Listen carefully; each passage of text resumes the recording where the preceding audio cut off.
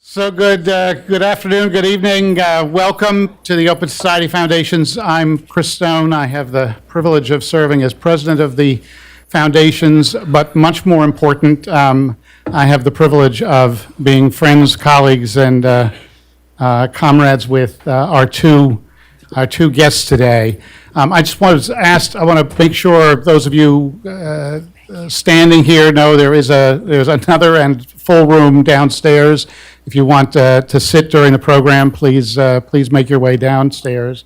But happy to have everybody here.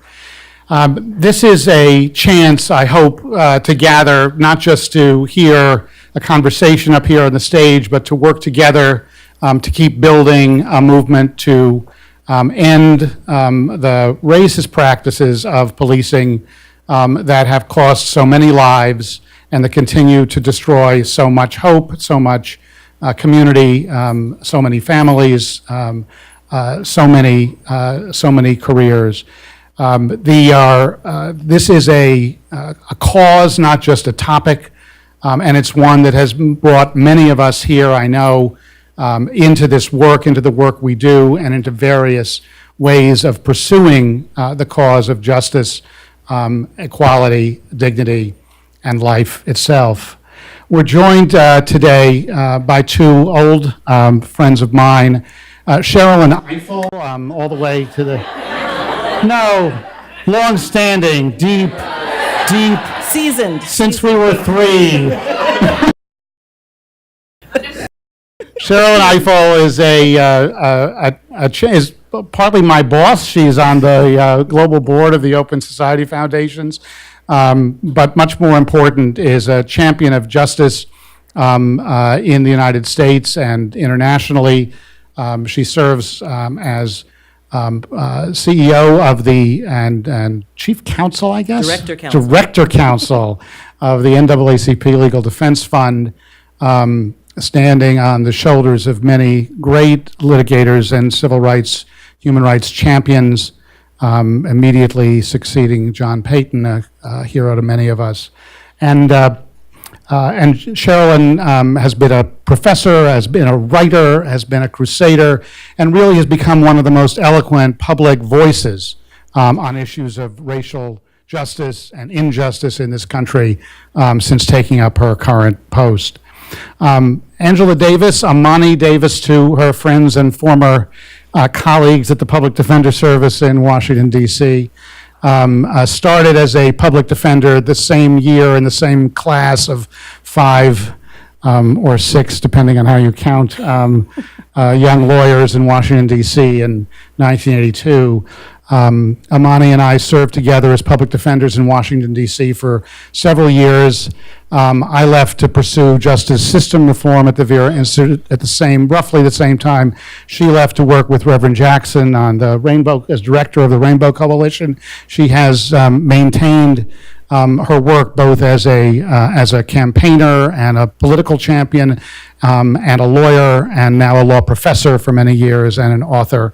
These are two careers that intersect with the issues we're going to talk about today in many ways, but most immediately has edited and produced an introduction, and also contributed one of the chapters in Policing the Black Man, and Sherrilyn is author of one of the chapters as well. And we're going to talk for about half an hour among ourselves about why they've written this book, about what they're hoping to achieve, about where they see opportunities for advancement, and then we're going to open it up and I hope have a conversation all together.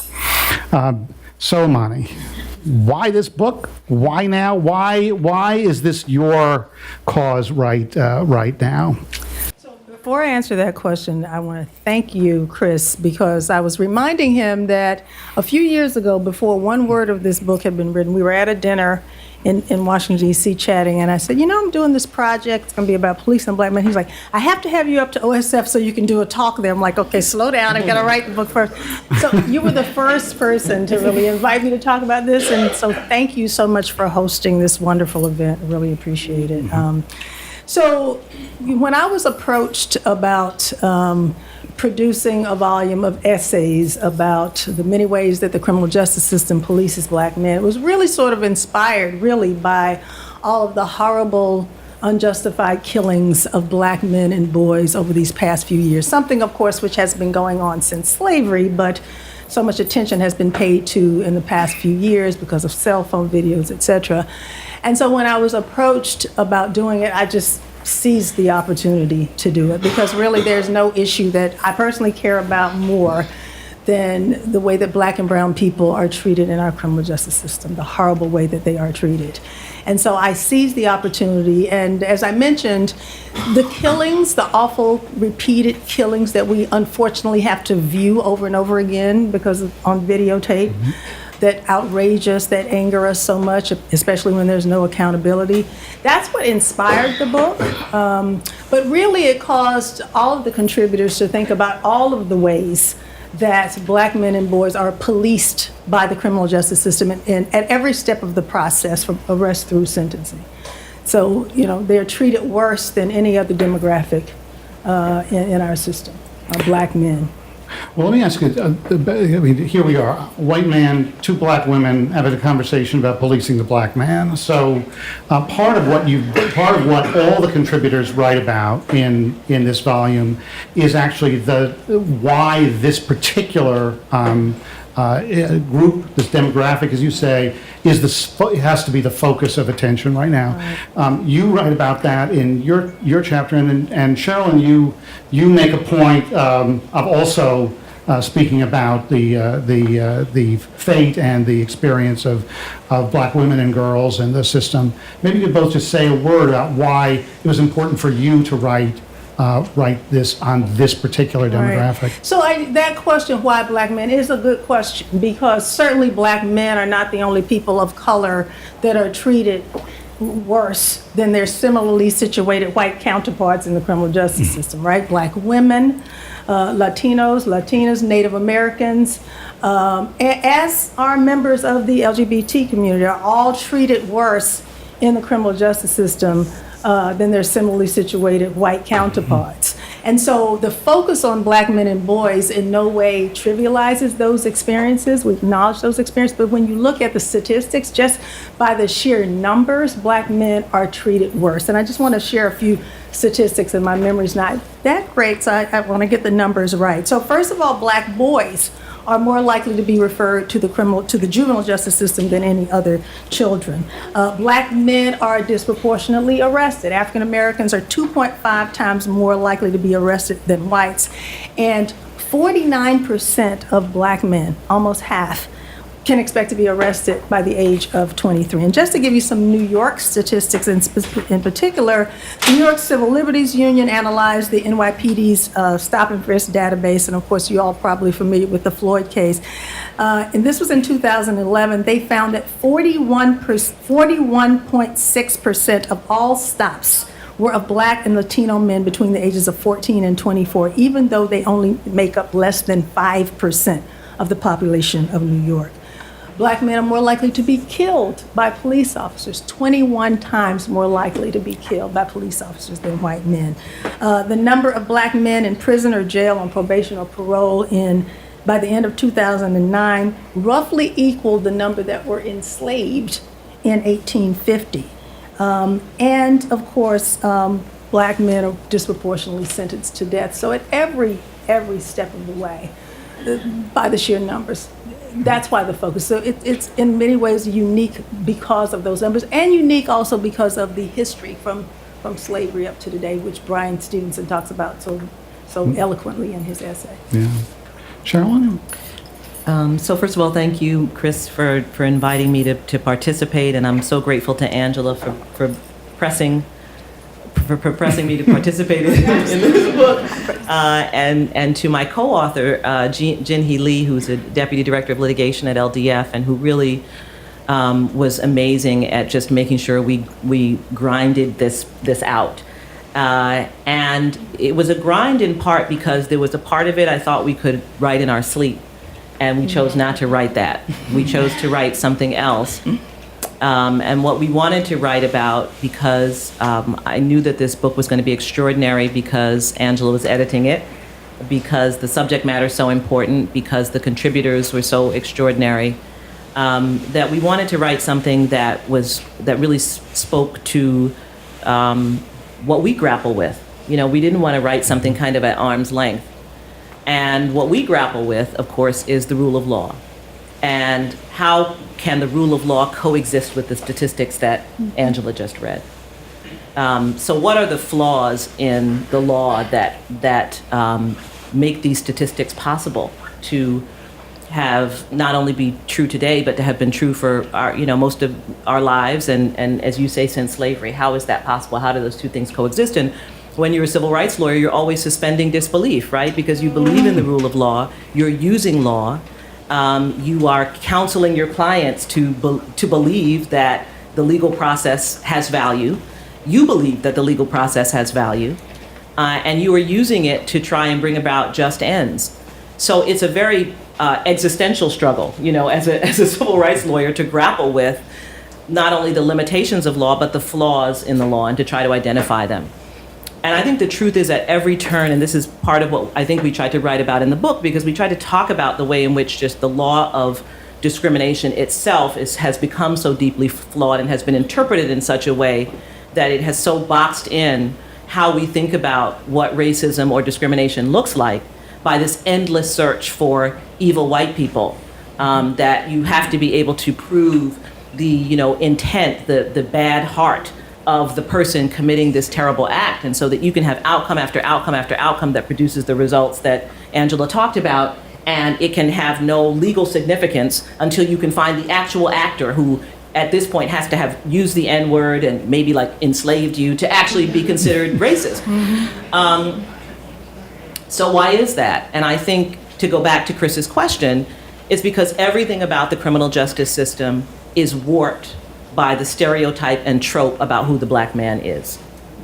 Right. And the warping of that, and the use of that trope, and the use of that trope to sift, to be the colander through which the criminal justice system expresses itself and has meaning, for me, is the reason why this book is policing the black man, because it's not just actually about black men. It's about actually how the use of the stereotype and the trope about the threat of the black man allows the criminal justice system, and allows our society to allow the criminal justice system to commit the kinds of excesses that it does. And because that trope is so powerful, and that stereotype is so powerful and has so deeply infused our society at so many levels, it has actually warped the rule of law. You write in the chapter you've done about, you ask the question in terms of the movement for Black lives. Do Black lives matter? Do Black lives matter to the courts? Mm-hmm.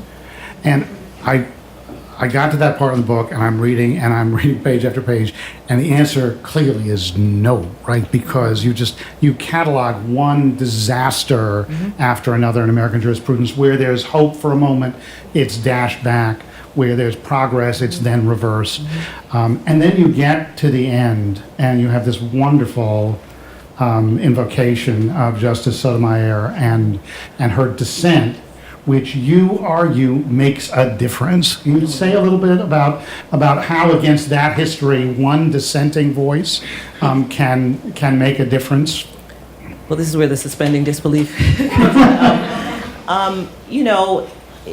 One of the most sobering things you can do is to read cases, particularly Supreme Court cases, in which they will narrate facts that are so awful, that describe something that happened to an African-American man in custody, an African-American man who was wrongly accused of a crime, an African-American man who was subjected to a criminal justice system that was blatantly racist, an African-American man who was railroaded, an African-American man who was lynched, and you'll read all the facts, and then you'll get to the conclusion of the case, and the conclusion of the case is that, nobody's to blame. Right. Nobody's at fault. Connor versus Thompson, he doesn't get any money for having been, on death row for 14 years, but too bad, so sad. But you read this whole thing, and then you get to the conclusion. It's how do these two pieces go together?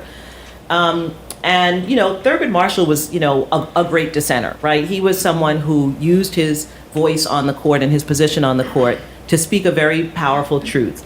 And there's always the question about whether that matters. If you don't win, does it actually matter?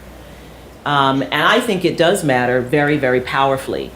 And when Justice Sotomayor wrote this dissent in Utah versus Strife, and people talked about how she talked about Black Lives Matter, and she quoted James Baldwin and a few other fantastic Ta-Nehisi Coates.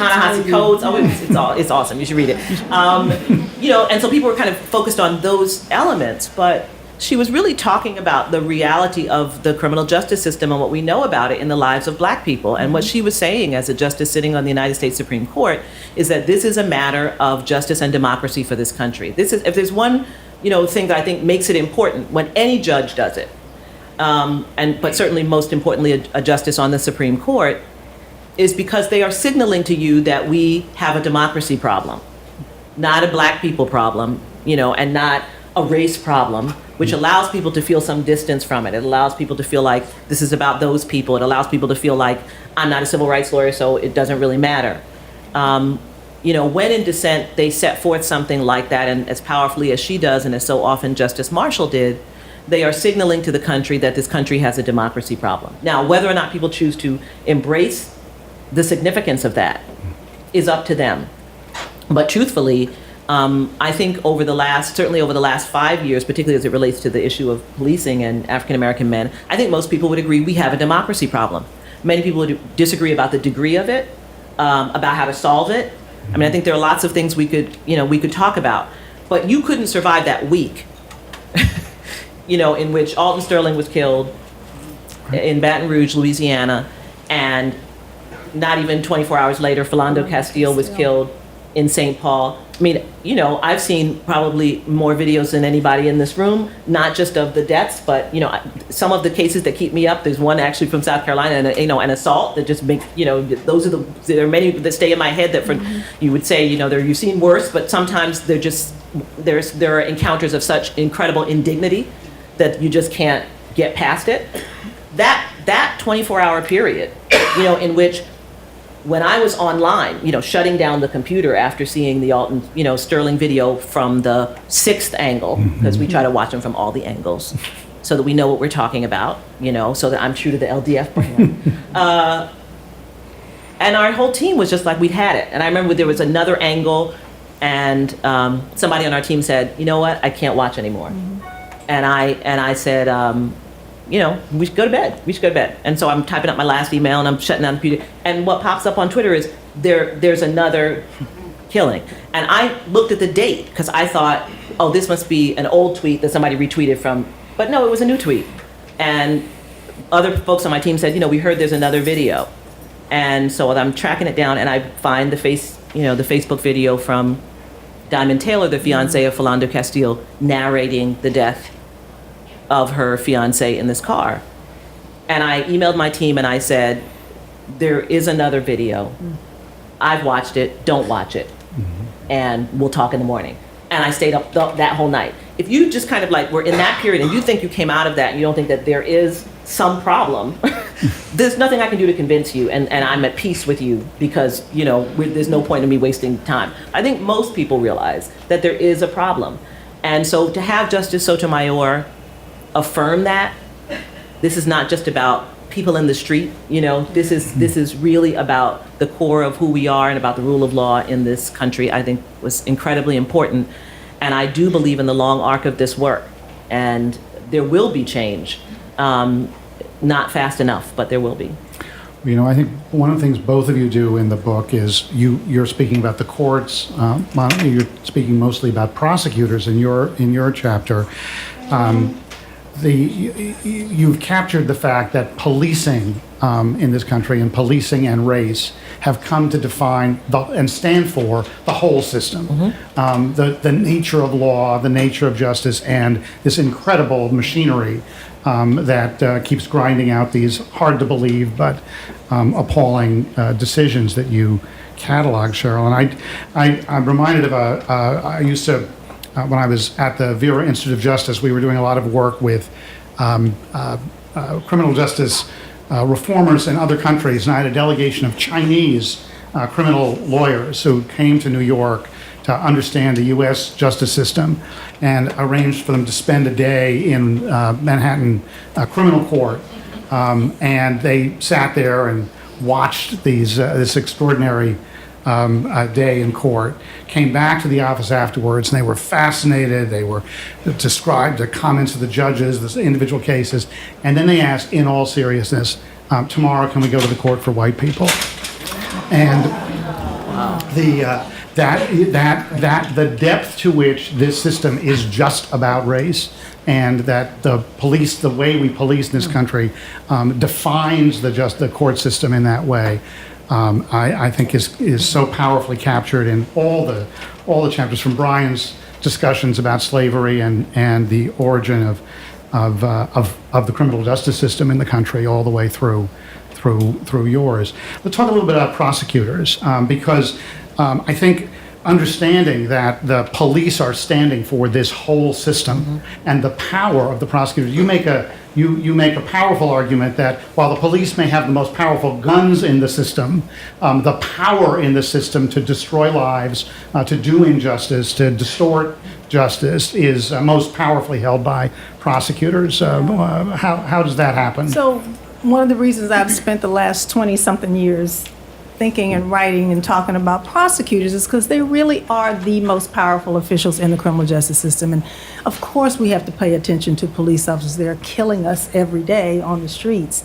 But when you're talking about the killings, that's one huge, horrible issue. But what goes on in the criminal justice system every day with black and brown people is police officers' incredible power and discretion on the street to stop people, to search them, etc. But police officers can only bring people to the courthouse door. It is the prosecutor who decides whether they may remain entrenched there, because they make the charging decision. Prosecutors can decide to charge a person or not. Police officers don't have that power.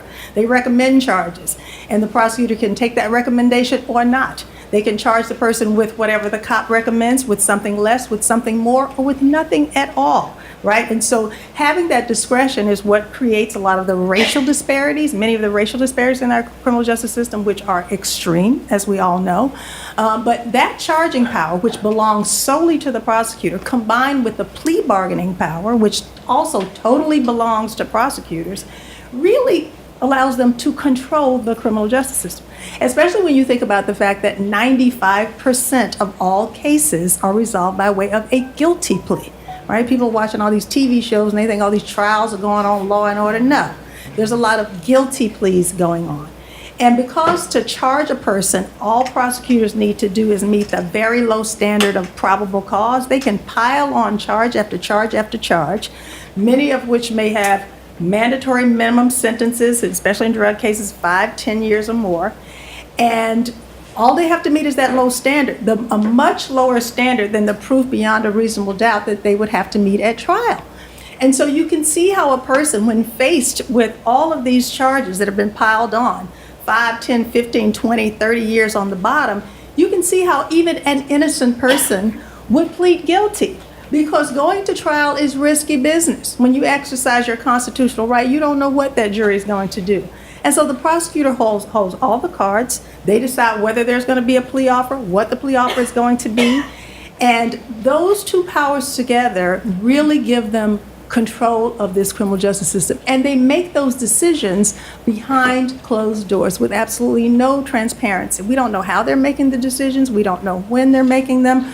We don't know how they compare. Are you giving one person a good deal and not giving another person? They are, but it's really, we don't know that, right? And so they are the most powerful, and that's why I focus so much attention on them. And that's why I tell people, pay attention to who your district attorney is, because that person is an incredibly important person, and hold them accountable. And unfortunately, we don't have a good way of holding our district attorneys accountable. We really don't. Only about 10% of all criminal cases are decided in the federal system. 90% of all criminal cases are prosecuted and handled on the state and local level. And state and local prosecutors in every jurisdiction except 5 of them are elected officials. And unfortunately, a lot of them, they serve for decades unopposed. People don't challenge them. It's really hard to challenge an incumbent. And they don't run on what their charging and plea bargaining policies are. They don't talk about that when they run for office. Most of them talk about how tough they are on crime. And if they have an opponent, a lot of times they don't, they say, well, I'm tougher. And no one asks them about their charging and plea bargaining because people don't really know that those are the issues that are important. But they are important. So that's why I really tell people, talk about democracy. I mean, really, we need to hold them accountable. We need to ask them when they're running for office, what are you doing to reduce the incarceration rate? I urge you, the next time you have a district attorney who's running, raise your hand and ask that question. Ask them, what are your charging and plea bargaining policies? They probably faint dead away right there on the stage. Ask them, what are you doing about the racial disparities in our jurisdiction? We must ask them these questions and hold them accountable, because they're the ones who are really, I'm not saying they're the only ones, obviously they're not. There are a lot of reasons why, from the law, the jurisprudence, to the actors in criminal justice, and there are a lot of really complicated reasons why we're in this terrible mess. But prosecutors certainly play a major role, and I feel like they have a responsibility. So you talk in the book about elected prosecutors, and you point out that not the first I thought I'd never seen the data presented the way you do, but just how few prosecutors are anything other than white men. That's overwhelmingly men, but even more so overwhelmingly white. Yes. And I think you write outside of 2 states, and I can't remember which 2 they are, it's only 1% of prosecutors in the country. Only 1% African American, which is a horrible statistic for all kinds of reasons. But I also must say that having a black prosecutor is not going to solve the problem, okay? Because I can name you some Don't name black... them, but... I won't. I could, but I won't name names of black prosecutors who are causing this problem, who have no conscience about this. And I can also name you some white prosecutors that are progressive, that are actually doing some good work. But there are also some good, so the point in there are some progressive black prosecutors. Kim Fox now in Chicago, Aramis Ayala in Orlando, I could go on and on, but there are also white prosecutors, John Chisholm in Milwaukee.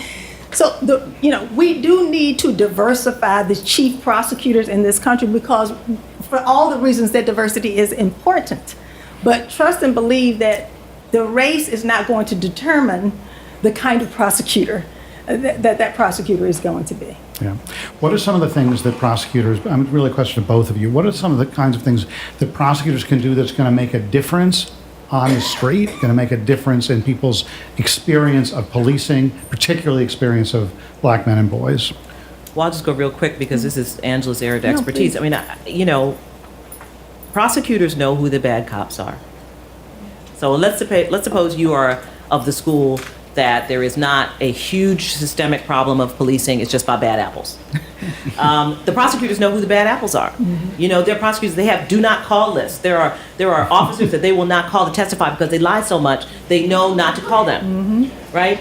And you have the same officer showing up with the same story, right? The gun was on the seat, or we found it in the glove compartment, or whatever it is. They know who those people are. And the prosecutors need to be taking a more active role in engaging with their police leadership around addressing bad cops, because that makes it harder for everybody. It makes it harder for the good cops, makes it harder for the prosecutors, undermines confidence in the community, and so forth. So they need to take some responsibility. Right now, this is precisely the way Angela was talking about it, and the way you teed it up, Chris. It's like the police are absorbing all of this, and yes, there are deep systemic problems in policing in this country that are, their own problem and a huge problem. But there are other actors in the system, and the prosecutors have to take the responsibility for allowing that to happen in policing, and for grandfathering that, for essentially endorsing that conduct by not calling it out, and by taking the word of those police officers who they know are not telling the truth.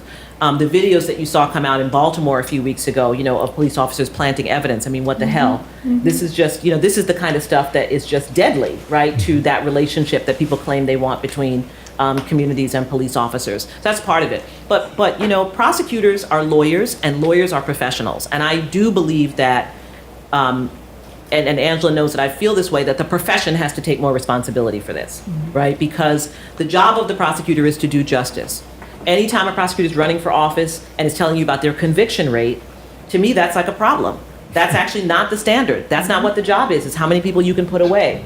So it really is about changing even the frame of what is the job of a prosecutor. And we can start doing this now because, we want to be looking to the future. We want to change the next generation and the generation after that of what does it mean? Why would you even become a prosecutor? What is the job of the prosecutor?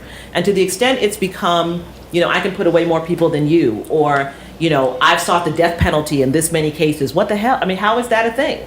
So I think the profession has to take some responsibility. There are rules that govern the conduct of prosecutors that the profession has to more seriously expose. Brady violations, prosecutors are required to turn over exculpatory evidence.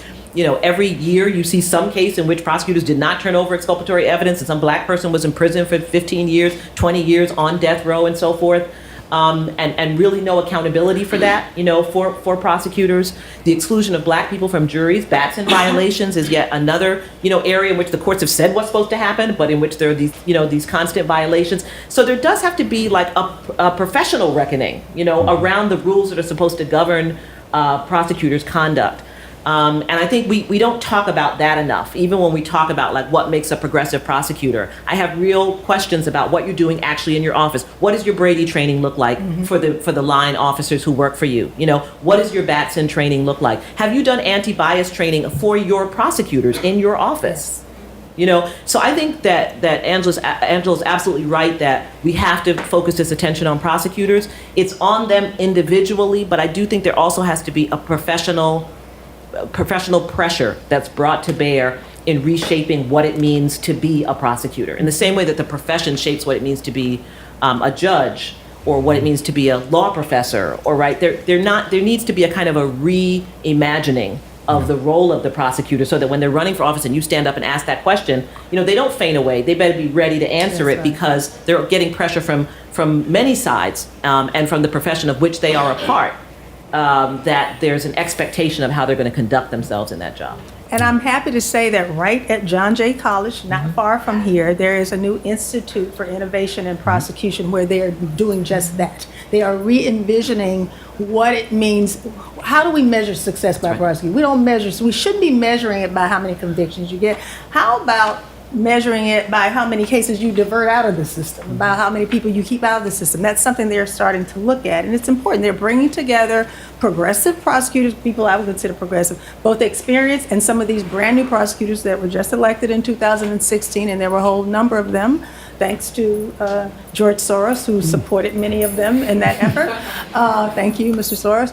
And they're exciting. I mean, they've come together and they're talking about this. I mean, it's not quite a wave of change but it's a start. And we have to start pushing that. And I absolutely agree that the profession has that responsibility. And I want to thank you and LDF. You called together 8 members of the ABA some time ago to talk about this issue and to press. It has to be the profession and it has to be all of you. This is where democracy comes in, right? We have to educate ourselves about what prosecutors do, question them, and hold them accountable. The electoral system, unfortunately, is a flawed mechanism of accountability because for everything. Right, because it's just running for, voting rights are threatened, and particularly for prosecutors where they do so much of what they do behind closed doors. So there's not the transparency that we ordinarily need in a democracy to really make it work.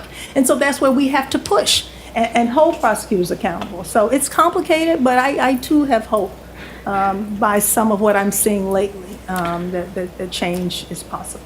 Well, let me ask you, we're going to open it up in just one second, but let me ask you both a final question about Freddie Gray. And it's a case you both mentioned in your chapters. And particularly, it comes back to that, like the dissenting opinion of Justice Sotomayor, the prosecution of the officers there failed, and yet the prosecution was important. A lot of times we talk about failed prosecutions of police as a sign of the problems in the system, but you talk about the failed prosecution there actually in a different way as a sign that there is something was said that needed to be said, something was done in a way.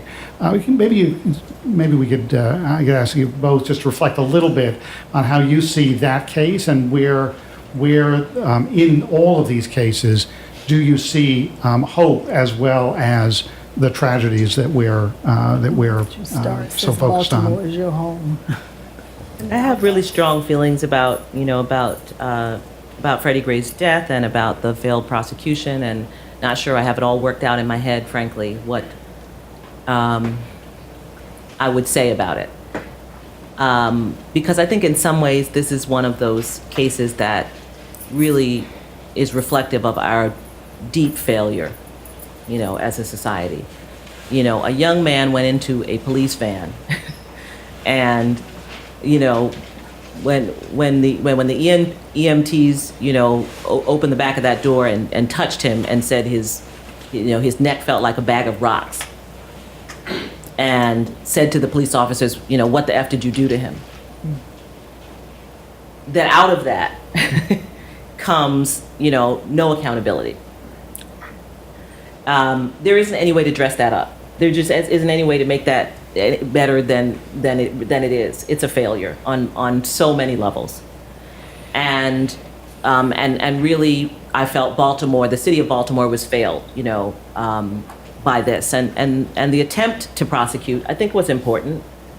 The failure of that prosecution, I think, has deepened cynicism, in a town that has, been growing deeply more and more cynical, and with good reason. And so it's painful, to be frank. But I do think that, I'm believing, and this goes back to kind of the theme in the chapter that I tried to write about, the effort to elude race in law is just killing us. It just has to be confronted. And at every turn, whether we're talking about the criminal prosecution of police officers, whether we're talking about bringing civil Section 1983 actions against prosecutors who, kill unarmed citizens, whether we're talking about federal civil rights prosecutions under Section 242, whatever avenue we're talking about, whether we're talking about stand your ground laws, you talk about the Trayvon Martin killing and George Zimmerman. In every instance, the law has bent and twisted itself to exclude any discussion of race. Mm-hmm. And the project that I'm kind of about and that we're about is thinking about how can we change that. It's essentially a law reform project, which is, if you're doing long-term impact litigation and civil rights law, that's what you should be engaged in, is law reform. But that's really what it is. I mean, I'll never forget the judge in the case involving the prosecution of George Zimmerman saying to the prosecution, you can talk about profiling, but you can't use the words racial profiling, right? Like that's how granular it is. Like, you just can't use that word, right? And a police officer can talk about the threat that he can, invoke Tennessee versus Garner and the progeny and so forth, and talk about the threat that he felt.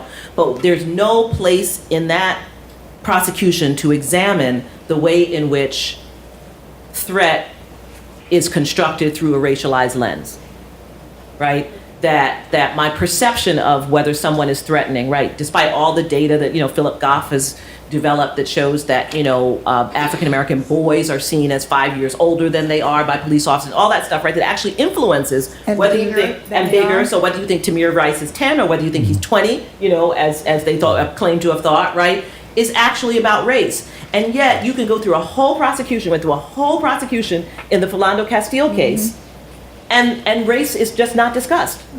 The officer who killed Philando Castile can say, I pulled over, I went over to the side of the car, and when I smelled marijuana and saw that there was a 4-year-old in the car, I thought, if he's willing to smoke marijuana in front of a 4-year-old, what will he do to me? I don't really get that leap, right? Something's missing in the center. And what's missing in the center is all about race.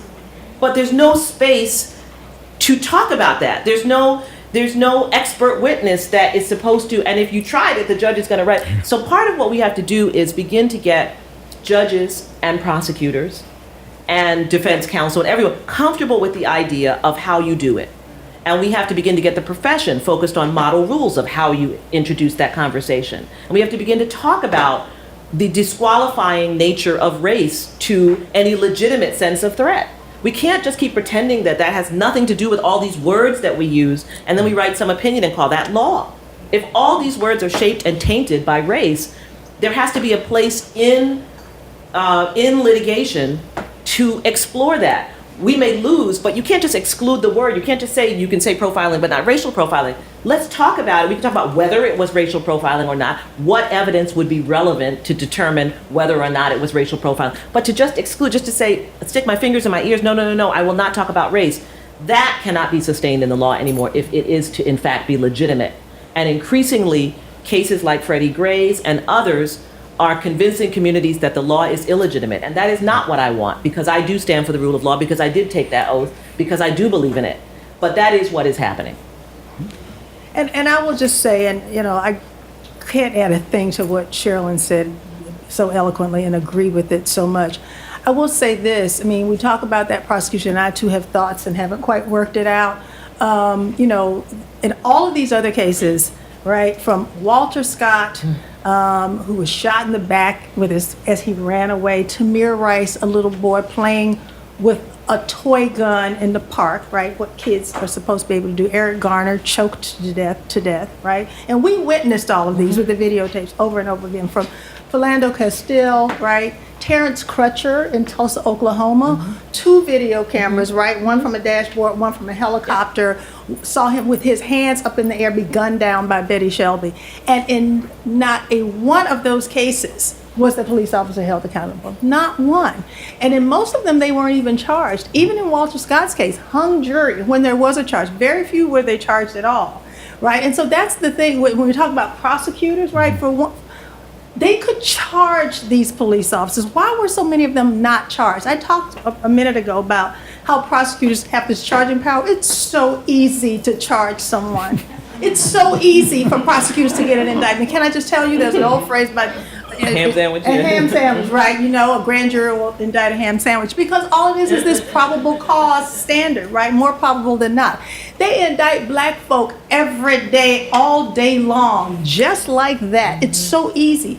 But yet, and LGF did a beautiful job, I think, in that letter that you wrote after Ferguson, when that grand jury testimony was released. And it appeared that prosecutor was he appeared to be representing the cop that he was supposed to be prosecuting, right? And so talk about the relationship between cops and prosecutors. How about charging some of these cops when you so easily can do that? Yes, the law is not good. You mentioned Tennessee versus Garner. In the interest of time, I won't get into the law is bad. It does give police officers greater leeway to use deadly force than you and I. It does. But to tell me you can't get an indictment, is crazy. So yes, I'm glad that Marilyn Mosby did bring the charges, and there's all kinds of reasons why that probably didn't happen, and all of it doesn't lie right at her feet. No, not at all. But I will say this, I'm also interested in knowing, getting back to your issue about black prosecutors and all that, she's a black woman. I would like to know what she's doing with all of the black and brown people that she's prosecuting every single day in Baltimore City, and why are the racial disparities in Baltimore greater than in most cities around the country? And she's a black woman, so I'm glad she brought the charges, but what are we doing every day in Baltimore City? I'm not seeing a lot of progress there. I'll just leave it at that. We'll leave it there. So let's open this up. If you have a question or a short comment, the microphone is right here. Just ask you to come on up. And downstairs, are we doing cards? Yes. Thanks. And if you if you're downstairs watching this on the screen, and you have a question, come on up and join the line. Thank you so much. Hello. Hi. I'm Adochi Ibe, and I was wondering, I know both of you work so deeply with these cases and you're inundated with them all the time, and for me and my friends, it's always about how, at this point, I don't even watch any more videos, because what else is there to say? You're going to watch it, they're going to be dead, the cop's going to get off, and that's it. So I'm wondering, for you, what do you do for your own self-care? Because for me, I'm like constantly watching it or hearing it. Like, I went to school for journalism at Howard, so it's just, you know, it's watching the news and being informed is important to me, but being depressed and sad and just randomly weepy is not fun. So I was wondering what you do to, you know, be informed, but also, like, do you take breaks? Do you do yoga? Do you meditate? Like, do you watch Scandal or something? I don't know. What do you do? No, I'm gonna speak first on this. Thank you so much. It's a plant. I didn't plant her. For that wise question. You know, because, and she's looking sheepish because this sister right here, who is my civil rights leader, I don't know how many of you know this woman, listen to her, see her, watch her advocacy. She is amazing. She is my civil rights leader and one of the greatest, honestly. And I say that not just because I'm her friend, and I'm always saying that to her. So thank you about self-care, right?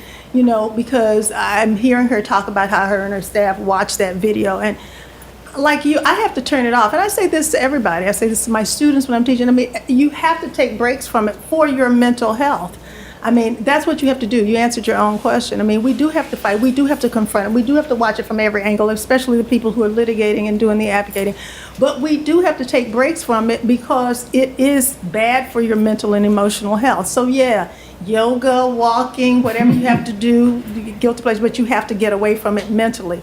And, you know, not just this stuff, but all that's going on in our world, in our country today. We all know that. We have to turn off the television because we think, wow, we thought that last thing was the worst thing that could happen, and now this. And so you do have to take mental breaks from it while you continue to fight. I'll just say that. I agree. Well, the only thing I would say is, you know, for so long, and Angela knows this, you know, those of us who've been in this work have known about police violence against unarmed African Americans. You know, LDF represented Clem Tree Garner, you know, Eugene Garner's dad, you know, for years, you know, trying to get some kind of recovery for the death of his 15-year-old son, who was killed in Memphis. And you know, I've talked about this before, that kind of my first exposure to even thinking about police was when I was 10, you know, here in New York, when, you know, police officers killed a 10-year-old, because I was 10, so I paid attention to it, and it was like a big deal, and it was on the cover of the newspaper and all that stuff, and I really hadn't thought about it in years until I was in Ferguson, actually. And I just was on the radio one day, and I started talking about this case when I was 10 years old, and when I got back to my hotel room, someone tweeted at me and said, I found the case.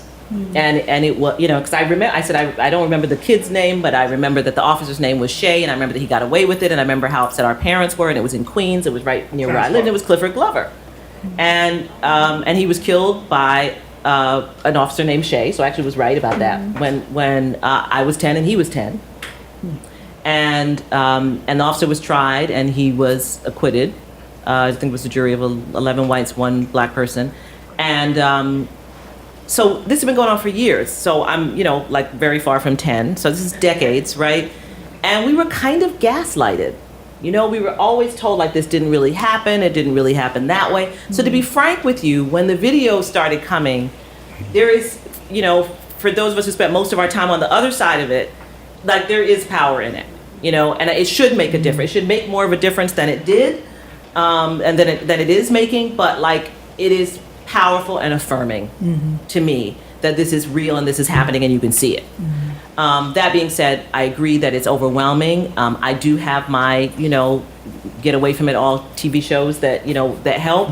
But I actually feel like I'm watching it for you. You know, I'm watching it so you don't have to watch all of them. So that's my job for now, you know, and it's not, you know, Angela's right. I should take more breaks, but I also feel like that's what I signed up for, that I don't want you to watch every one of them, but I will watch every one of them for you.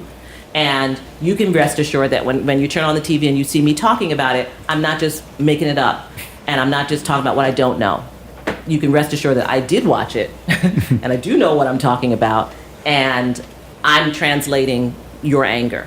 And you may notice that like I'm appearing more and more angry on television, and that's deliberate. I'm choosing to let it show. because I am angry and you're angry. And I think that it's important for that to be seen. Please. Hi, my name is Teresa Hassler.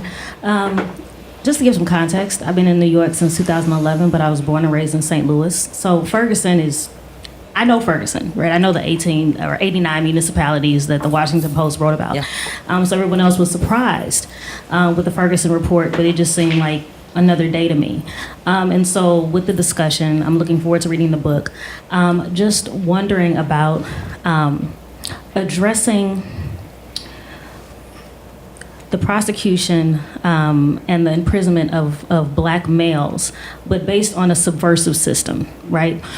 Because the Ferguson report and Washington Post, in St. Louis and other areas, you have this revenue generating system, right? And so it really is to their benefit, right, in order to meet these annual revenue and budget goals, to not put you in prison, right? Because 30 days isn't filling their coffers, right? But to actually fine you and continue to fine you and continue to fine you.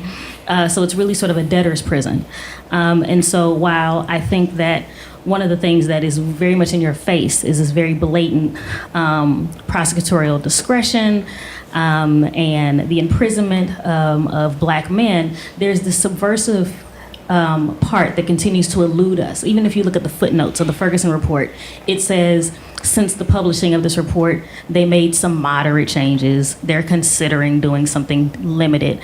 But those are those areas of racism that are a lot harder to pinpoint, right? It disproportionately, of course, affects black people, but it's not based on solely putting them in prison. It's based on really getting them in prison or in debtor's prison based on revenue generation. So I'm wondering any thoughts on that and how to really address it at the root cause. So you're absolutely right. And what she's referring to, the reports, if you have not read the Justice Department's Ferguson report and Baltimore report, I strongly urge you to.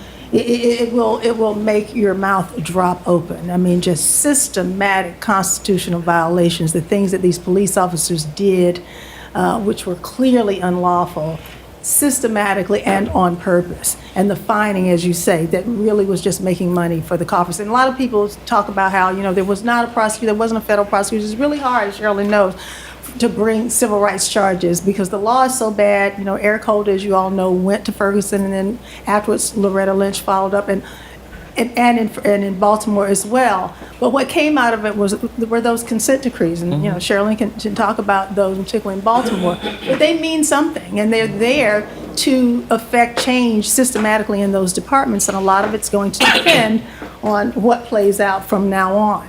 But you're absolutely right. And what's scary about that, before I pass it over to Sherrilyn, is that we know if it's going on in those two cities, that it is going on in cities all over the country. But because there was not a killing and the Justice Department didn't come in and didn't do those investigations, we don't know. But it clearly, those two places, Baltimore and Ferguson, are not just, some pariahs. It's happening everywhere, and that's what's so frightening about it. One of the great things about the Ferguson report is that it revealed that whole system that you're talking about to the public, when many people did not know about the system of fines and so forth. And so I think that was really important, and they are under a consent decree, and there are a number of organizations that have been litigating, is it Equal Justice Under Law, Equal Rights Under Law, I always forget the name of it, that's been doing really extraordinary work in this field. And so I actually do feel that people are getting at that system. What I think is we're not getting at, and Chris has heard me talk about this before, is that I just think that this is where you pull the thread, on race in the criminal justice system, and it leads you to all these other places. And I think part of what was revealed about that system is that these are jurisdictions that in some ways should not exist, right? You have all these towns that were created, many of them, white flight towns originally, right, with people running from, major cities and seeking to live in the suburbs, and those people wanted small government and they wanted to be out of the city and so forth. Then you have African American populations and other low income populations that move into those areas who have the needs for robust government, like you do in an urban environment. And they're in that environment, and so they're inheriting this kind of small government. But it's not just small government, it's a government that literally cannot sustain itself, And so that's why they create this system. They create the system actually just to perpetuate itself. And for me, the most telling part that we've been trying to think about how to unpack and deal with that came out of kind of Ferguson is looking at governing systems that I actually think one of our U.S. programs board members called it we would call a failed state anywhere else, right? 3 months after Ferguson, nobody still could name the mayor of Ferguson, right? It's not like people don't know who the mayor of New York is. People knew who the mayor of Baltimore was. Like you just know, the mayor of Chicago is. We get these same, police incidents, but you know who the mayor is. What's the name of the mayor of Ferguson? Right. So you don't know because, Jim Knowles, it's not that important. Right? And why is it not that important? Because the mayor of Ferguson is a part-time job for which he is paid $350 a month. The city council's part-time, they're paid $250 a month, right? So remember what you saw when Ferguson happened, right? It's not like you saw them on TV. People were out in the streets. Remember you saw the police chief, but you didn't even see him. Right? Well, it's not like New York where when we had unrest, like you didn't see de Blasio, like that you saw the mayor. Like, come on. I mean, so why didn't you see them? So these individuals are not really the individuals who have any real power, and the community knows that, which is why they were on the street. They didn't march to the mayor's house, right? Because he's the $350 a month guy, and there's the 200. And I say that without disparagement because the truth is, I'm a civil rights lawyer, believe in justice and truth and equality. For $350 a month, I'm not sure how good a mayor I would be, right? So the people who really have power in that town, therefore, are the town manager, the very clever young man who, by the way, came up with the fine system as a way to keep the government going in Ferguson, and the chief of police, 2 appointed positions. Those are the people running that town. And that's the system that I know is perpetuated in outer ring suburbs and other communities around this country, where it's the town manager and the chief of police who really run the show. And then there's this like pageant of representation because we have a mayor and we have a city council, but those are not real people who are like waking up working on the governing problems of a town for $250 a month. That's not going to happen. So I think that's the piece we haven't gotten at, which is that there is a democratic governance problem in jurisdictions around this country. What they came up with was a way to perpetuate this mock government, but it's not real. It's not real. And so maybe we need to begin to talk about, like, should you get to form a government? Like, should you get to have a police department if, there are 6 members of it and it only covers this terrain? Like, don't we need, you talk about regional policing and, right, like the idea that you could just create your own police department. Like, these are the things, but these are about governance. And I think we need to spend some time talking about what makes, what are the components of true democratic governance? I don't have another question, just a comment, just to that point. If you, going back from Ferguson, and everything you're saying makes sense, right? I thought he made $1,000 a month, so $350 is blowing my mind. But when you go back to the history of St. Louis specifically, right, and its placement on the Mississippi, it's a schizophrenic, and I'm sorry to use that word, it's a schizophrenic city. It was a slave state and a free state. So you have to almost go back to the history of St. Louis, right, and its placement with the Missouri Compromise. St. Louis has always been at this crossroads of being progressive and regressive. And so it's been hard, right? We were the first one to adopt home rule, right? Why do we have 89 municipalities? And St. Louis City is also a county, right? We have a police chief and a sheriff. Right, so it's at the outset, it looks like, oh, they're just crazy, fix it. But you're looking at, 150 years of dysfunction. I mean, it's ingrained. And I think the point you make about in some ways, the criminal justice system is also an economic policy. It is about economics from its start. Brian Stevenson's chapter at the beginning does a wonderful job. Just give a quick look at the convict labor system and the exploitation of African American men in that system for money in many forms before they ever got to the fine system or private probation or any of the other ways that the system has extracted money and labor from the people caught up in it, and understanding that just like Jim Crow and segregation were economic policies, not just racial policies, the criminal justice policies in this country are economic policies as well. And I think your question pulls that forward. The consent decrees that we've heard about are themselves a schizophrenic response, because the few dozen, they're tiny compared to the 18 to 30,000 police departments in the country. You have a few dozen of these consent decrees. But the struggle for those, like that dissenting opinion that Sherrilyn talked about at the beginning, is a product not just of accidental vote.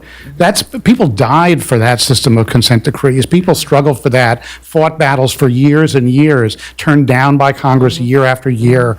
Started with a prosecution of Frank Rizzo's police department by Drew Days and in the Carter Justice Department, trying to get the power to bring those pattern practice cases against a jurisdiction, being turned down by Congress year after year. Only in '94 finally getting it, and now you have in Baltimore, in Ferguson, the beginnings, like that dissenting opinion. That is not going to solve this problem, but it does. It's the product of real struggle, and it's the beginning of that change that Sherrilyn talks about. Sorry. Thanks for a really thought-provoking conversation. My name's Demetrius Leibus, and I've got two quick questions. The first one is the challenge that Angela left us with in terms of why aren't prosecutors prosecuting police? And with the prosecutors that you know, and especially these progressive prosecutors, what are their reasons for not prosecuting police and taking forward charges? And my second question is, coming from a South African context where race is very much at the forefront, I'm curious to know how your work resonates with other country contexts. And I'm thinking specifically like Brazil, where the issue of race is visibly invisible, as it seems to be in the States. And has there been much engagement outside of the US context with your work? Thank you. Not with mine personally, but you're absolutely right. I know that, it's interesting because when I talk about the United States and when I talk about the mass incarceration problem in particular, I compare it to other Western countries in Europe and about how our incarceration rate is so much lower than there. And a lot of people think the reasons behind that have a lot to do with race and who we're locking up, who we're not locking up. As to your first question, you asked about whether or not, what are progressive prosecutors' excuses for not. I actually am not aware of any of the prosecutors that I'm talking about anyway who have failed to prosecute police. In fact, one of the more progressive ones who was recently elected, Aramis Ayala, in Florida, this doesn't have anything to do with the prosecution of police, but she stepped out and said, I'm not going to seek the death penalty because it's racist, because it's unfair, etc. And then the governor of Florida, Rick Scott, proceeded to remove her from all of the death-eligible cases, the cases where the death penalty could be sought in her jurisdiction, and appoint a prosecutor from another jurisdiction who was not elected by the people of Orlando to take over those cases. And she sued him, and unfortunately, the case came down last week. The Florida Supreme Court ruled against her. So it's a struggle when progressive prosecutors step out there and it's a fight. They're going to have to fight to do things differently, clearly. Hi, I'm Ann Jacobs from the John Jay Prisoner Reentry Institute.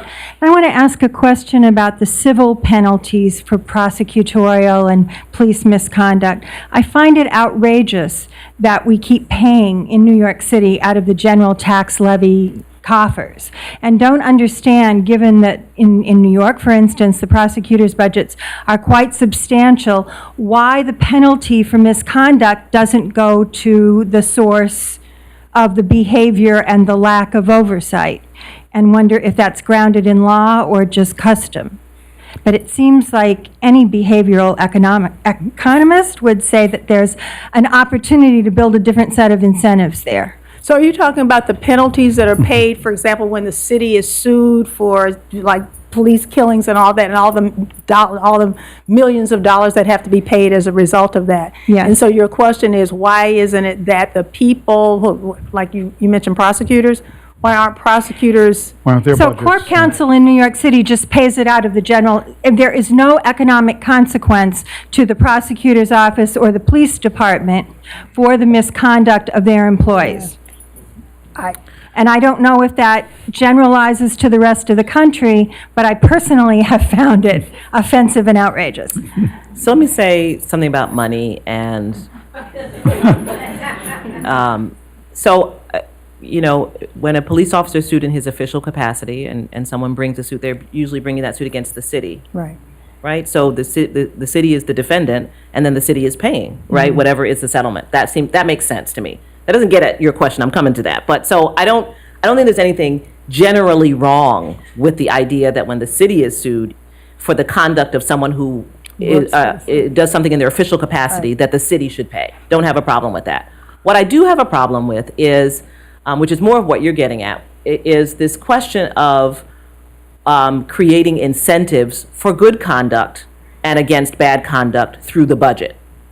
And I would say that this runs rampant throughout the whole kind of apparatus of municipal criminal justice, where there essentially are not the incentives that you would imagine there would be for people to want to protect their budgets by ensuring that their officers are doing the right thing. And I think this goes all the way up to the federal system. So the project that we've been working on, and hopefully by next year you'll be able to track this online through LDF's website, is about this issue of settlements and what gets paid out. It's almost like a shell game, right? The part I've been most interested in, because Title VI of the Civil Rights Act of 1964 prevents the federal government, or should prevent the federal government from providing funds to any program that engages in discrimination. The federal government gives a minimum of $2 billion a year in just grants to police departments. That's a minimum. That doesn't include the military equipment and all kinds of other stuff that they do. I see no real tracking that I've been able to determine, that really shows that the federal government is engaged in any rigor around ensuring that those departments who get those grants are not engaged in discrimination. So part of what fascinates me is when you compare the grants that come from the federal government to the amount of money paid out in settlements every year, it's like almost unbelievable. It's like, why would you be eligible for any federal money if you're paying out, if Chicago's paying out $40 million in settlements, why should you be eligible for $20 million in grants? It's crazy, right? So there's something like upended about, and this is a piece that we're trying to unpack right now. And part of what we're trying to unpack is all of the streams of money that will allow you as the citizenry to do exactly what you're talking about. Because it seems to me internal to New York, and I don't want to just talk about New York, because I think this is true around the country, that you ought to be requiring systems that at the very least say, if you reach a certain amount, if your department or your precinct is responsible for this percentage, right, of misconduct settlements in the city, something happens to your precinct. Something has to, I don't know what That's has to what happen. I was Something- hoping so for. I think that, but I think what we need first is the data.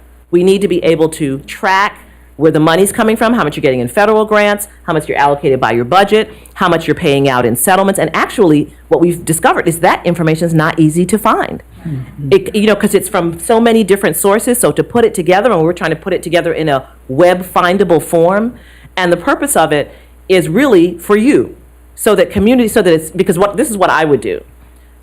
When I hear that an officer has killed an unarmed individual, like in Tulsa, the first question I started to ask last year was, okay, I need to know how much money does Tulsa get in federal grants for their police department? That would be like my first thing. I just want to know what because I want to make that nexus. And I think you ought to be able to know that too. And you ought to be able to know how much a particular precinct in a particular community is generating in the city having to pay out settlements, so that is an accountability measure. But I just think, like everything associated with policing, the data is so buried. It's not readily available. As you know, we don't even really have a real database about, police killings. Most of the data we have is about shootings, but not necessarily about killings, right? So this is partly a data issue. And to me, when we can get that data in a usable form, it should become a tool that citizens can use for advocacy. This is the kind of stuff that you then are bringing to de Blasio, and you're saying, as you're in this budget process,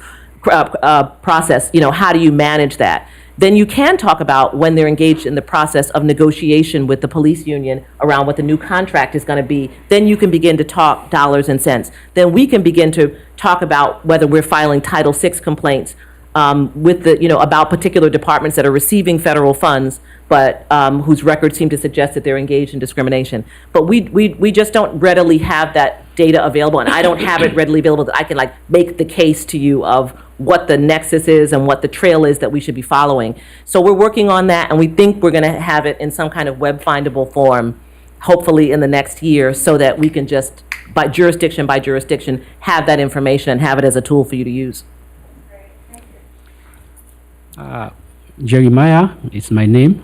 Thank you for having me. Thank you also for developing such a brilliant book about the justice system. I think there are a lot of challenges from your presentation I think we should be looking at now the way forward. What are we to do to fix the system, which is the most important thing? There are very good cops that I know. They are doing good policing, but the bad cops are actually giving a negative watch, negative look at the good cops. So how are we going to fix the justice system, the criminal justice system? You people need to revisit, to look at where are we to fix. Are we going to fix it from the top to the bottom, or we start fixing it from the bottom to the top? That is to say, getting to the scholars, children in the schools, colleges, who are now moving towards legal system. They need to be groomed from that. Already, the system is damaged, which you have already outlined. To start to fix it, those who are now coming into the new system need to have a reformation. What are we going to also look at the conflict resolution system? How can we bridge the gap between the police and the community? Are we going to set up what we call the police partnership board, wherein police, they can complain the police to the police partnership board, and they can take up a very stringent punishment for them. Very recently, I saw a clip that happened in 2016, when one of the drivers, but I could not see whether it was a female or a male, she or he was pulled out, and the cops actually told the driver, "No, we are looking for blacks." There is a clip that CNN played. It was 2016. I think that happened. In fact, the official has been put on an administrative leave. Is that only enough to even make such a statement? It's just like here, you cannot even think of smoking. You don't even have to think of smoking here. So there is no need to even put no smoking here. Don't even think. So those are things we have to look at it, how to fix it. So let me, because you mentioned a lot of things, and I'm old, so I can't remember them all, so let me just stop you and try to address a few things. A lot of the issues you mentioned are addressed in various chapters of this book. You talked about educating children from childhood. So in Catherine Russell Brown's chapter about implicit bias, something that Sherrilyn mentioned about the implicit bias that so many, that we all suffer from, but certainly that police officers suffer from, and she talks about how that works in the training. She talks about the importance of changing, the curriculum in elementary schools to teach children from the time they're young on up in terms of teaching them that. A lot of the issues around policing in Tracy Mears and Tom Tyler's chapter. Tracy Mears sat on President Obama's task force on 21st century policing, and so she talks about a lot of their work and the suggestions they make about changing the systemic problems in police departments. And so many of the things you mentioned, and in the interest of time, I'm not going to be able to sort of get into the details of them, but the book does talk about a lot of the issues that you mentioned there. So thank you.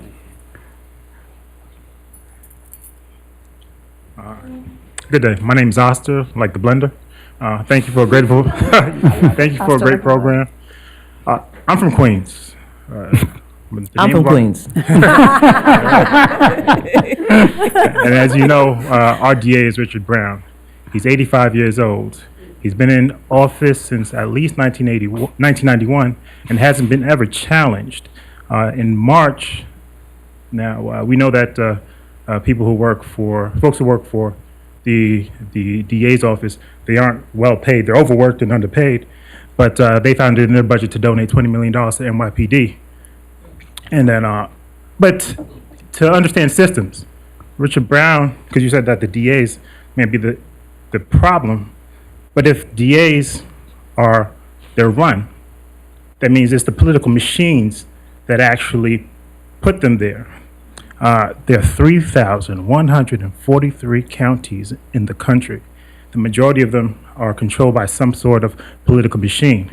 And if that political machine in urban areas, they're probably going to be Democrat, are the ones appointing these DAs and not being held accountable to them. So isn't the problem, at least for black people, the dependency on the Democratic Party, the reliance on the Democratic Party is failing? It's because they're putting folks in position who aren't serving our needs. So isn't that the problem? Thank you. I don't think so. Here's why. I mean, because, I mean, the example we can use, is a place like Baltimore, which is overwhelmingly Democratic, majority African American. And it was not easy for Marilyn Mosby to get elected. And she's got a real challenge getting reelected, but she did get elected. She decided to challenge the person who was in office, who himself had challenged the person before him, all Democrats. And she decided to do it, and she did it, and she was successful in doing it. I can only imagine if Freddie Gray had been killed with the prior prosecutor, what would have happened. It certainly wouldn't have gone down like it did go down. So I think part of the problem is, and for those of us who do a lot of voting rights work, and I'm old enough to have done voting rights litigation suing Democrats as well as suing Republicans, and part of the issue is about what we call low salience elections. Most people walk into the voting booth on a given election day, and they vote for the president, they vote for the governor, they vote for their senator, they might vote for their mayor, they might vote for their city council person, and then they stop. Even though the sheriff has all the power to evict people, they don't vote in the sheriff race, they don't vote in the DA race, they don't vote in the judicial race. The judicial race says pick three, and maybe you pick three, maybe you don't. So I think part of the problem with a lot of these offices and these low salience elections is that we have not decided that these things are important to us. Everybody has something to say about the presidential election. Nobody has anything to say about the judge who's running for the local judicial seat. Because of most of the work I do is in the South, I just became so entrenched in looking at local offices because those are the people who really control the lives of African Americans in the communities where I work. It is the county commission, it's the town council, it's the water board, it's the justice of the peace, it's the constable.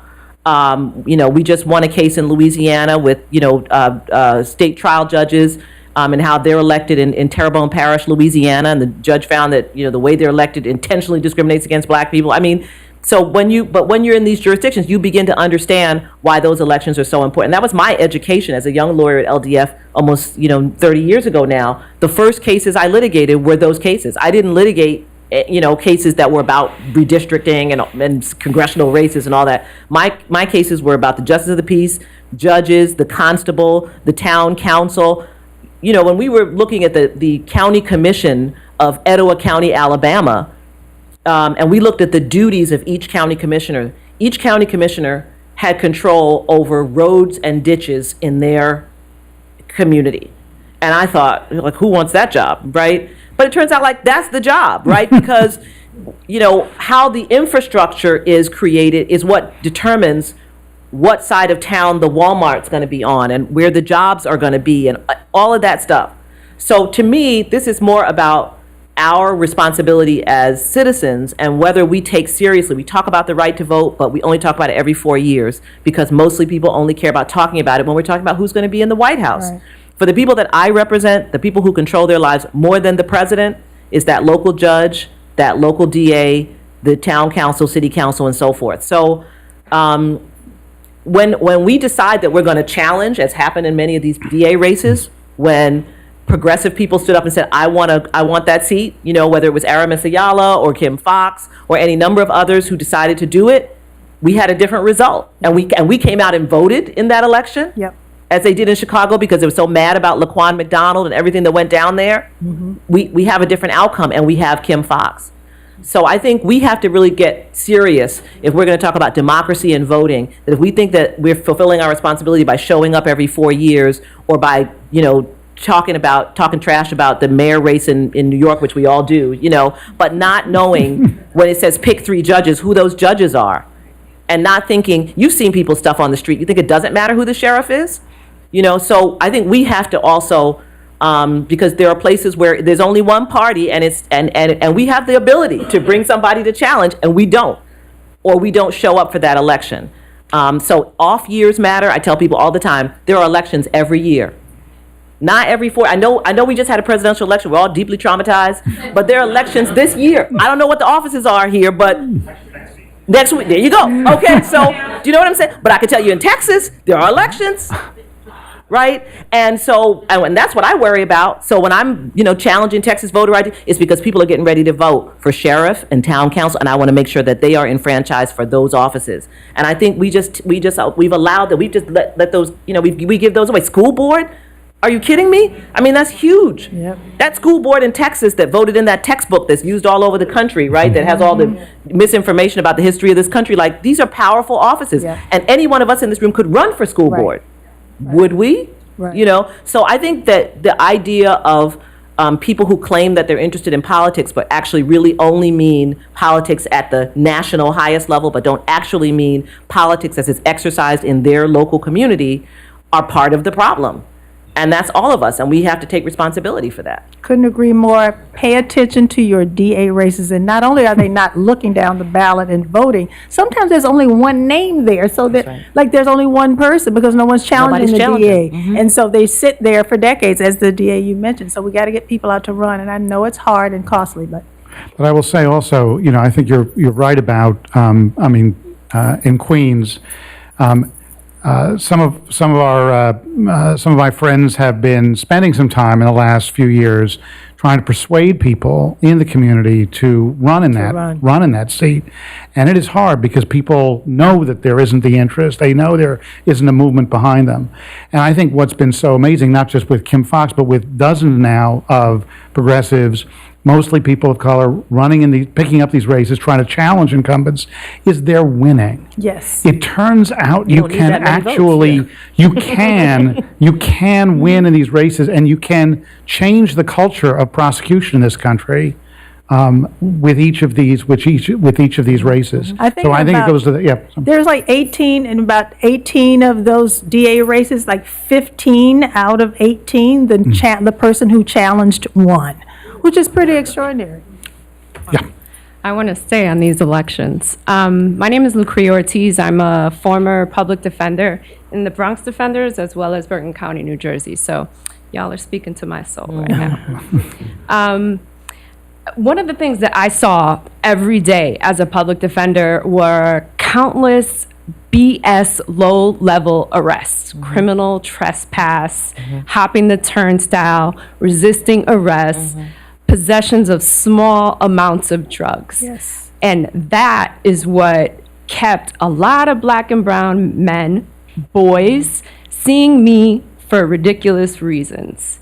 So right now, the election that's going on in Brooklyn, in the DA's office there, contested, they're having a conversation about low-level arrests and low-level offenses.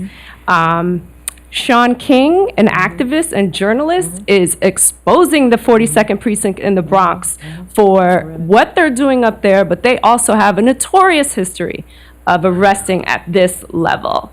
So I know what's going on here, but I'd love to know, what is the national conversation on these low-level arrests? Because the laser focus is obviously on the killings, which are awful, but the warehousing of our young people is because of a lot of these arrests. Thank you so much for that. No question about it. And you want to start? Or? Yeah, I mean, this goes really to the heart of the way we have allowed ourselves to kind of submit to this mystical vision of what law is. Law does not come down from the sky. We create it. We actually enact laws, we actually pass them, and then we can decide which ones we want to vigorously prosecute. That's right. That's actually a decision. It's not like you vigorously prosecute all of them. That's right. And you are absolutely right that the prosecution, the vigorous, prosecution and arrests around these low-level offenses, which so much remind me of the black codes. We've been looking at them lately in our office for something that we're working on, and which were these vagrancy laws, after slavery ended. which just kind of, which is really fed into convict leasing later and so forth. It was just, got black men off the street and you could put them in jail, and then they could be purchased, essentially. And so it was a way to kind of keep slavery going. And it's so similar to what we see, in this context. And I think that's the part of the conversation that we're not having more robustly, because the criminal justice system, which Chris described as being partly about economics, is like everything also about investments. We decide where we want to invest our public resources all the time. And the decision to invest our public resources, having officers who are paid and who have a contract and who get overtime and health care and so forth, and deciding that we're going to deploy them to worry about people jumping a turnstile is like a crazy public policy decision that we can make and we can also unmake. And that conversation, not about policing versus not policing, but about where we want to deploy. If police officers tomorrow started handing, remember when, when there was a period of time in New York when there was dog crap everywhere. And for those of you who are old enough, that was just a thing. It was just dog crap and you just lived with it. Then they decided to have the pooper scooper law, and for a brief period of time they just handed out a lot of tickets to get people to pick up after their dogs. They didn't keep doing it. It was like a brief period of time to get people to pick up after their dogs and to kind of get the culture going of like, you kind of got to carry the little bag and pick up your dog crap. And it did change, right? Actually, remarkably, for those who are old enough to remember, remarkably. Right now, today, if the police were out like ticketing everybody who didn't pick up the poop, it just couldn't survive. First of all, New York and their dogs, they love them, right? So that's not going to happen. We just wouldn't do it. If police officers decided, to just hit everybody with a jaywalking ticket, we wouldn't allow it. We wouldn't allow that in New York. We would decide that was a crazy use of our resources. We wouldn't invest in it. So this is where it comes back to, why is this about policing the black man? Because why is it so important to get the turnstile jumper and to do the package? This is what Commissioner Bratton used to call the package: resisting arrest, failure to obey. What's the third one? You probably know what the third one is. It's one of the bullshit ones. Disorderly. There you go. Disorderly conduct. That's it. He called that the package. And he said, when he sees the package, he's suspicious about that arrest. I mean, this is what the commissioner was saying. He's suspicious about that arrest when he sees a police officer brought somebody in on the package. Because that's usually an attitude ticket, whatever, it wasn't really anything, but they're going to hit you with something, right? So we could make a decision that we will not allow the package, right? That the package is suspect at all times. Anytime we see the package, this is how we're going to do procedures within the precinct. That would make police officers think twice about the package, right? We could decide immediately that we were not going to prioritize turnstile jumping. That's just not even prioritize it, that we're just not going to do it. We're never arresting anybody for that. That if you're a police officer and you see it, you can issue a desk appearance ticket, but you can't, we could just decide that. And so this is all about where we choose to invest. And because we have this stereotype about who black men are and the need to control them, we have decided to irrationally invest resources in the kinds of arrests that you're talking about. And that's why I'm saying, to leave race out of our understanding of how we approach law leaves us having this conversation in which we're saying, how could that possibly make sense in a city like New York that's got so many issues in which there are crime problems and so forth? Why would we expend resources on people jumping turnstiles? It sounds crazy until you put it in the context that explains what's driving so much of this, even unconsciously, that people don't even know they're doing it. Some people do know they're doing it, but some people don't know they're doing it. And until we begin to be honest about that conversation, we will be engaging and supporting irrational practices in the criminal justice system, which is what we currently do.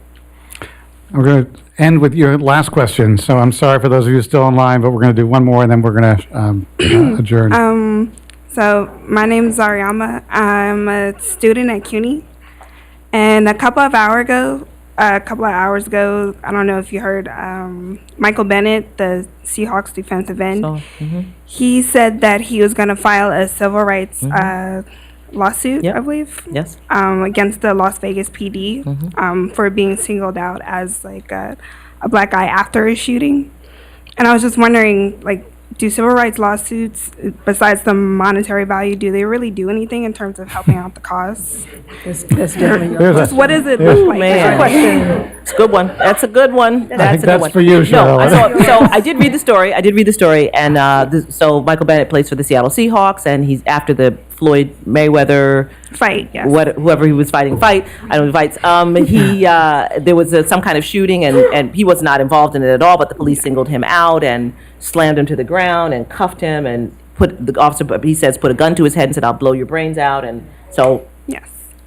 So we saw James Blake in New York, right? Who's the basketball player whose leg was broken by the police? See, we don't even remember. That was also settled. I think that these cases are really important because they do raise consciousness about the issue and they're critically important. But one of the reasons that we tend not to be involved in those kinds of cases where people are suing to get some, kind of recompense for the violation of their civil rights. Sometimes we are involved, but mostly what we care about is the systemic change, and Right. and that's the key. So they could say right back at me, well, are you effectively changing the system? And I would say, I hope so. I like to think I am, but I think that's part of the equation. So there are all these different elements. There are the prosecutors willing to prosecute police officers who've engaged in unconstitutional policing. There are pattern and practice investigations by the Justice Department and consent decrees. There are individual civil rights claims by people of the sort that you're doing. All of those pieces together are what are supposed to put pressure on the system to change. So I think it's great. When I read the story, I was thrilled to hear that Michael Bennett was willing to do it, right? He wasn't going to just suck it up. He's saying, because what he wants that exposure, he wants it to be seen, he wants to cause them to pay attention and to change.